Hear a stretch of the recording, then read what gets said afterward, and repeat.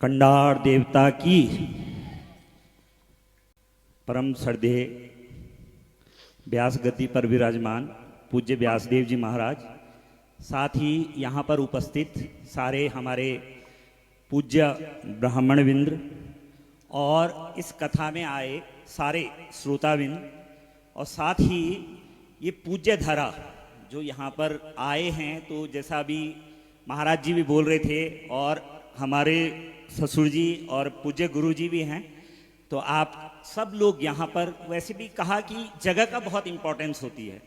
तो अभी महाराज जी बता रहे थे, तो मैं एक चीज़ जोड़ना चाहूँगा बस, क्योंकि ज़्यादा तो हम लोग भाई गणित का टीचर हूँ, तो मेरा भी हमेशा यही ध्यान रहता है कि जैसे कभी शरण जी से डिस्कस होता है तो हम लोग ये डिस्कस जरूर करते हैं, क्योंकि हम बचपन से काफ़ी इकट्ठे रहे। तो मैंने इनसे एक बात ये भी डिस्कस करते हैं, मैं भी डिस्कस करता हूँ, और हमारे बीच में हमारे नगर पालिका अध्यक्ष जी भी पधारे हैं, तो आपका भी स्वागत है चौहान जी का। तो मैं एक बात हमेशा मानता हूँ कि जैसे मैं यहाँ देखता हूँ कथाओं में, तो यहाँ बुजुर्ग लोग बहुत आते हैं और जबकि आना किसको चाहिए कथा में? कथा में आना चाहिए जवान बच्चों को। आना चाहिए कि नहीं आना चाहिए? क्यों आना चाहिए? अब मैं बताता हूँ आपको, इसका एक लॉजिक है। आपने समुद्र मंथन की कथा सुनी होगी, सुनिए? अरे सुनी होगी सबने, हाँ तो बोली करा सुनी। तो तब क्या होता है, वहां दो लोग हैं, नहीं है? अरे एक तरफ कौन लगे हैं? देवता लगे हैं, और एक तरफ कौन लगे हैं? तो मनुष्य के अंदर दो आदतें होती है हमारे अंदर ना, हमारे अंदर भी दो आदतें हैं। एक अच्छे गुण है हमारे, और एक हमारे कैसे गुण है? अरे खराब भी तो है हमारे अंदर। अभी तो मैं कथा में आ रखा हूं, तब तो मैं राम भक्त बन गया, ये जय श्री राम जय श्री राम, और बाहर गया और दे गाली उसको बगल वाले को। समझ में आ रहा है? तो कहने का मतलब है कि जब तक हमारे अंदर वो गुण है, कौन सा? अच्छा गुण। अब खींचा साहब उन्होंने, किसने? एक तरफ देवता लगे और एक तरफ कौन लगे? राक्षस। अब देवताओं ने खींचा, राक्षसों ने खींचा, बीच में कौन है? कौन सा पर्वत है बताओ? पूरी कथा सुन लिया आप लोगों ने, तो कौन सा पर्वत है वो? अरे मंदराचल पर्वत है। कौन सा पर्वत है? मंदराचल का मतलब है मन, मचलता रहता है। अभी महाराज जी भी बोल रहे थे नहीं कि मन का स्वभाव क्या है? मचलना। अबरी देखिए चौमिन मोम, आहा ये खाना था यार, बरत लख्यूं, अरे बरत रख्यूं, ठीक है, और सुंदर सुंदर डिश दिखी आपको, और मन ने कहा अरे बस ये मिल जाता तो ठीक था। वो मन है और उसकी चंचलता है। और खींच किससे रहे हो उसको बताओ? किससे खींच रहे हो? वासुकी नाग से खींच रहे हो ना, नाग से। नाग किसका प्रतीक होता है? नहीं, किसका प्रतीक होता है नाग? अरे काल का प्रतीक है नाग। किसका प्रतीक है? मृत्यु का प्रतीक क्या है? नाग है। मतलब अच्छे गुण, बुरे गुण, बीच में मन, और खींच किससे रहे हो? काल से खींच रहे हो। किससे खींच रहे हो? काल से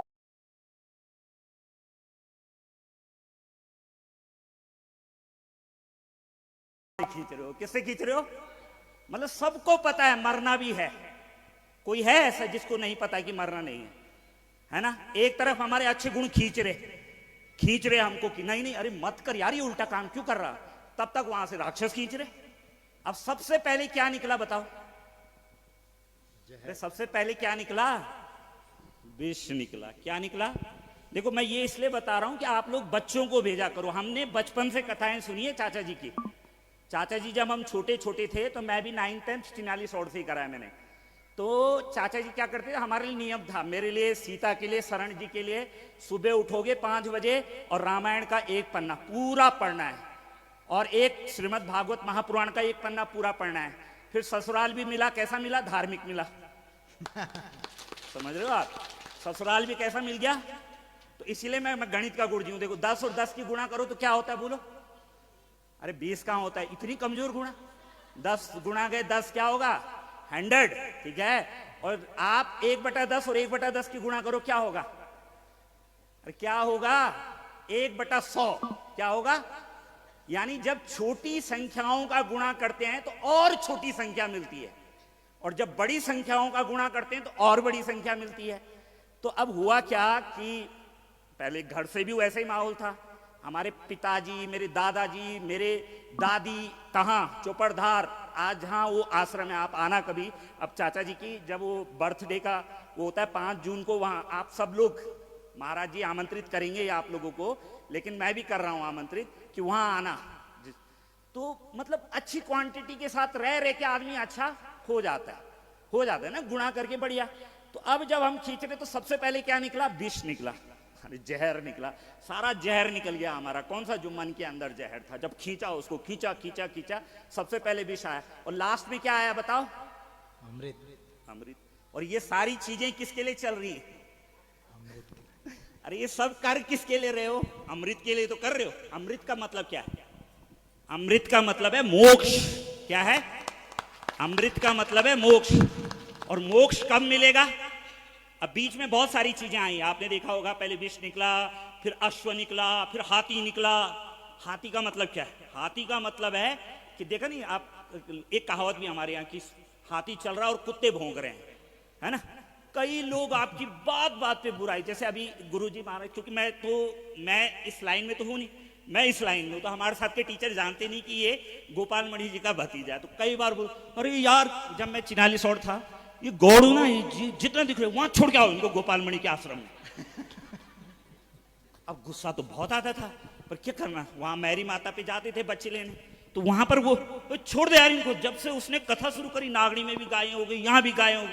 अरे भाई मेरे, यही तो हमारी वो है ना, क्या बोले इसको, ये जो मैं कह रहा हूं अभी अमृत और विष वाली जो कथा चल रही है ना, मतलब जब हम पे वो गुण हावी हो जाते हैं। और अभी वही आदमी जिस दिन कथा में आ गया ना, गौ कथा में, तब वो कहेगा अरे यार गाय माता, ठीक है ना, उस दिन वो गाय, क्यों? क्योंकि तब उसको बताएंगे ना महाराज जी कि यार मरते वक्त तुझे गौ का पुछड़ा चाहिए, ठीक है, ऐसे काम पे तुझे गाय चाहिए, प्राण नहीं निकल रहे तो तेरे को गाय चाहिए, ठीक है, अगर आपको अपना वो जो पंचामृत बनाना है उसके लिए तुझे गाय का मूत्र चाहिए। यार तो और चीजों का तो नहीं ले रहे हम किसी चीज का। अरे भैंस का भी कर लो ना, कभी कभी ट्राई कर लेना, क्यों नहीं कर रहे ट्राई? अरे कोई तो लॉजिक होगा, मत बड़े लॉजिक में मत जाओ ना, बहुत बड़े बड़े लॉजिक में जाना भी नहीं चाहिए मेरे को जहां तक लगता है। छोटे से लॉजिक पकड़ो आप, छोटे छोटे लॉजिक। तो हम लोग क्या करते हैं, जब से हम छोटे हुए ना, मुझे याद है आज भी, हम बहुत छोटे थे मैं और शरण ना, तो हमारे यहाँ गाय थी, तो चाचा जी क्या करते थे, जब भी कथाओं में जाते, चाचा जी की भारी कथाएं, मतलब चाचा जी घर आने का टाइम ही नहीं मिलता था, मैं बता रहा हूं आपको, हम बचपन में थे, इतनी कथाएं होती थी। तो चाचा जी जब भी आते थे सबसे पहले गाय के पास जाते थे, और जब कथा से जाते थे तो भी सबसे पहले किसके पास जाते थे? गाय के पास जाते थे। मेरे ससुराल में खुद बहुत बड़े टाइम तक गाय रही। तो मैं ये कह रहा हूं, ऐसा नहीं है कि हर चीज एक तार्किक होती है, मतलब मत मानो ना ऐसा, क्योंकि आजकल के बच्चे भाई मानते नहीं। हम तो बड़े बड़े बच्चों से डील करते हैं, मैंने बीटेक एमटेक में पढ़ा है, तो मैंने देखा वो बच्चे मानते ही नहीं, तो अरे गुरुजी ऐसा थोड़ी होता है, ऐसा थोड़ी होता है। तो उनको तार्किक रूप से समझाना पड़ता था कि बेटा ऐसा नहीं, ऐसा होता है, ऐसा तो मानेगा ना, तो शाम से ये काम मत करियो, शाम से ये काम मत करियो, है कि नहीं है? तो इसलिए आपने देखा होगा, तो अभी जैसे गुरुजी भी बता रहे थे कि 1 के पीछे कितने भी नंबर लगा दो आपकी वैल्यू बढ़ती रहेगी, और 1 के आगे कोई नंबर है तो 0 1, तो 0 1 ही चल रहा है, लेकिन 1 के पीछे लगाओ तो 10 100। इसका मतलब अगर आपके आगे ईस्ट है ना, आपने अपने भगवान को मान रखा है, तो कहीं ना कहीं आपकी वैल्यू क्या होगी? बढ़ेगी। तो अमृत मिलने का ही यही फल है कि मतलब आपको अमृत तब मिलेगा जब आप क्या हो जाओगे, जब क्या होगा, जब आपके अंदर ये सारे, सबसे पहले विष निकाल के फेंको बाहर। तो सबसे बढ़िया साधन है विष निकालने का, वो ये कथाएं। कौन सी कथाएं? कथाएं। और इससे हमारे अंदर क्या होता है? ज्ञान जागता है। अब आप देखो, ज्ञान मनुष्य तृतीयम नेत्रम, ज्ञान मनुष्य का कौन सा नेत्र है? और बताओ किस भगवान के पास है तीसरा नेत्र? शिव ने किसको जलाया? अरे कामदेव को जलाया। देखो आप सोचो, बहुत लॉजिकल है कथाएं, तो महाराज जी बता रहे हैं, और जो भी सीखा है महाराज जी लोग, क्योंकि मेरा भी बहुत इंटरेस्ट है इन चीजों में ना, मैं पढ़ता रहता हूं, तो मैंने एक चीज देखा कि कई बार लॉजिक आते हैं मन में ना, कि जिस दिन वो याद है, एक शिव महापुराण में, छोटा सा 2 मिनट और लूंगा, शिव महापुराण में एक कथा है कि ऊपर कौन गया, क्योंकि आजकल के बच्चे लॉजिकल मानते हैं ना, तो मैं उनके साथ डिस्कस करता हूं, टीचरों के साथ। सबको समझाना आसान है, और सबसे मुश्किल है टीचरों को समझाना। क्योंकि तो नहीं अकड़ है, मैंने तो एमएससी कर रखा है, मैंने एमटेक कर रखा है, मेरी पीएचडी कर रखी है मैथ्स में। अब मुझे कोई मैथ्स सिखाने लगता है ना, तो मैं पहले उसको देख लूंगा, अच्छा ये सिखाएगा मेरे को, मैंने तो पीएचडी कर रखी है मैथ्स से, ठीक है। आदमी के अंदर अहंकार है ना कि मैंने बहुत पढ़ा हुआ है, तो ज्ञान मधुशिष्य तृतीयम नेत्रम। तो आपने देखा होगा कि शिव महापुराण में एक कथा है कि ऊपर किसको भेजा, जब शुरू में कथा है कि एक दिव्य ज्योत है, ऊपर को किसको भेजा, ब्रह्मा जी को, और नीचे किसको भेजा, किसको भेजा, विष्णु जी को। तो चलो आप लोगों से एक प्रश्न है, कितनी कथाएं यहाँ शिव महापुराण, मेरे ससुर जी ने भी कर रखा है, शरण जी ने भी किया यहाँ संग्रहालय में शायद शिव महापुराण ना, है ना, तो उसमें ये कथा है, तो आप लोगों ने सुनी होगी। तो कभी सोचा नहीं आपने यार कि ऐसी क्या आफत आई कि ब्रह्मा जी को ऊपर भेज दिया और विष्णु जी को नीचे? ऐसा नहीं हो सकता था, विष्णु जी को ऊपर भेज देते, ब्रह्मा जी को नीचे? सोचा नहीं? कोई किसी ने सोचा यहाँ? लेकिन वही मैं कह रहा हूं ना, ये बच्चों के काम की चीजें। किसके काम की? जब बच्चे इनको समझेंगे तो उनका सनातन के प्रति क्या आएगा, इंटरेस्ट आएगा।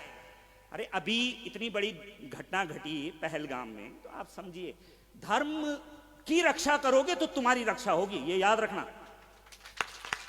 इसलिए धर्म को मानो, हाँ उसमें फंसो मत, उसमें रूढ़िवादिता में नहीं फंसना चाहिए ना कि बहुत बस तब पागलों की तरह लगी, कि एक साइकिक भी नहीं होना धर्म के प्रति, ये भी मैं मानता हूं। लेकिन धर्म को मानो, क्योंकि धर्म रहेगा तो तुम रहोगे, और जिस दिन धर्म का नाश हो जाएगा, अरे भाई सनातन धर्म ही एक है जो बोलता है धर्म की जय हो, अधर्म का नाश हो, प्राणियों में सद्भावना हो, विश्व का कल्याण हो।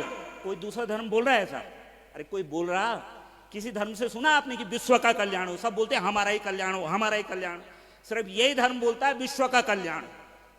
तो कहने का मतलब है कि वहां पर ब्रह्मा जी को इसलिए ऊपर भेजा क्योंकि ब्रह्मा जी किसके हैं?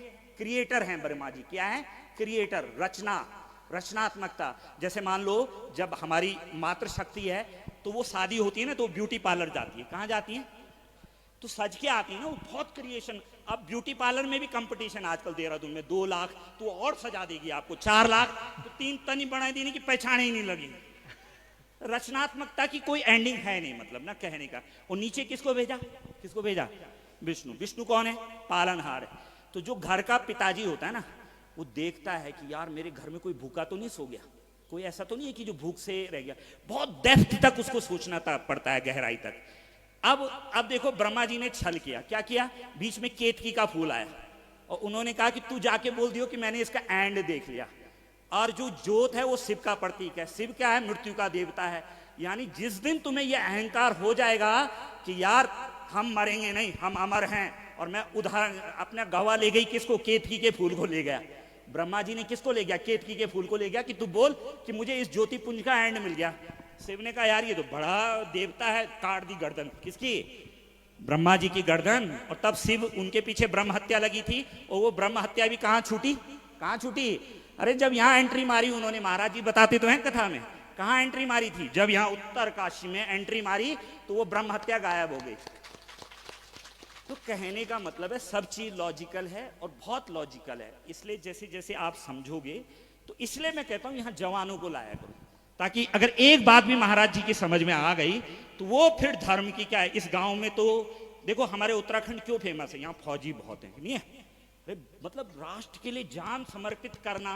आप बोलते हैं ना जैसे लड़ाई में जय महाकाल या महादेव, कैसे कैसे नारे क्यों बोलते होंगे यार? अरे एनर्जी मिलती है हमको अंदर से ना, इन चीजों से क्या मिलती है? एनर्जी मिलती है। तो कहने का मतलब है आप लोग जरूर, आप लोग बहुत बधाई के पात्र हैं।